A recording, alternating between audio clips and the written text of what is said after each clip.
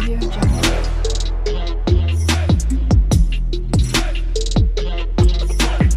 Audio Jungle.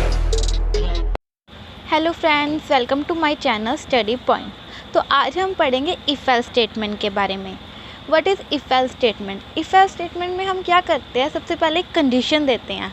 अगर हमारी वो कंडीशन ट्रू होती है तो क्या होता है, हमारी इफ़ की जो स्टेटमेंट है वो एग्जीक्यूट हो जाती है, ठीक है। और एग्जीक्यूट होने के बाद जो हमारा एल्स वाला पार्ट है वो स्किप हो जाता है और जो हमारा कंट्रोल किस पे चला जाता है, स्टेटमेंट वाई पे। लेकिन अगर हमारी जो इफ़ की स्टेटमेंट है वो फॉल्स हो जाती है तो क्या होगा, जो इफ़ की जो स्टेटमेंट है वो स्किप हो जाएगी और जो एल्स की स्टेटमेंट है वो एग्जीक्यूट हो जाएगी। एल्स की स्टेटमेंट एग्जीक्यूट होने के बाद जो हमारा कंट्रोल है वो स्टेटमेंट वाई के पास चला जाएगा। ये हमारी इफ़ एल्स स्टेटमेंट होती है कि अगर हमारा कंडीशन ट्रू है तो हमारा परफॉर्म होगी, अदरवाइज़ हमारी जो दूसरी स्टेटमेंट है वो परफॉर्म होगी। If condition is true, then true statement block is executed. Otherwise, false statement block is executed. After execution, the control transfer to the statement Y.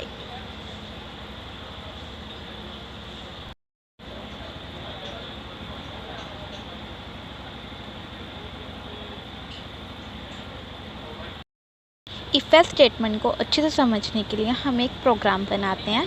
इस प्रोग्राम में हमें फाइंड करना है जो यूज़र ने नंबर एंटर किया है वो ओड है या इवन। तो हम स्टार्ट करते हैं। सबसे पहले क्या करना पड़ेगा, हमें यहाँ पे एक वेरिएबल ऐड करना पड़ेगा। हम यहाँ पे वेरिएबल ले लेते हैं एन। अब क्या करना है, हमें एन का डाटा टाइप बताना पड़ेगा। हम यहाँ पे एन को इंटीजर ले लेते हैं। तो उसके लिए हम यहाँ पे क्या यूज़ करा, इंट एन, उसके बाद सेमीकोलन। अब हमें क्या करना है, एन की वैल्यू यूज़र से एंटर करवानी है। तो हम यूज़र को इंस्ट्रक्शन देंगे एंटर अ वैल्यू नंबर। तो उसके लिए हमने यहाँ पे क्या यूज़ किया है, print F statement, print F enter number. अब जो यूज़र ने नंबर एंटर किया है, अब हमें क्या स्टोर करवाना है, एन के एड्रेस में स्टोर करवाना है।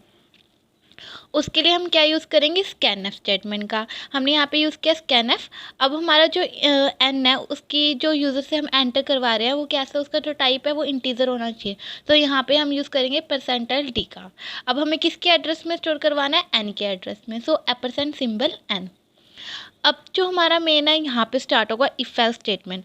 अब हमें यहाँ पे कंडीशन डालनी है। अब हमें पता है अगर कोई नंबर है 2 से डिवाइड हो रहा है वो क्या हमारा इवन है, अदरवाइज वो क्या ओड। तो यहाँ पे हमने क्या किया, हमने कंडीशन डाल दी एन %2 = 0।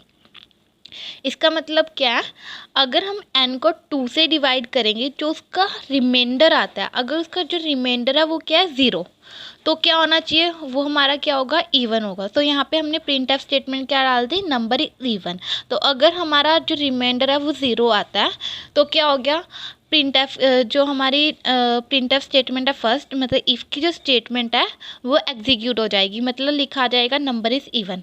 अगर हमारी ये स्टेटमेंट फॉल्स होती है, ठीक है, अगर हमारा जो रिमाइंडर है वो 0 नहीं आता तो क्या होगी, एल्स की स्टेटमेंट एग्जीक्यूट हो जाएगी। तो उसमें क्या लिखा आएगा यूज़र के पास, नंबर इज़ ओड।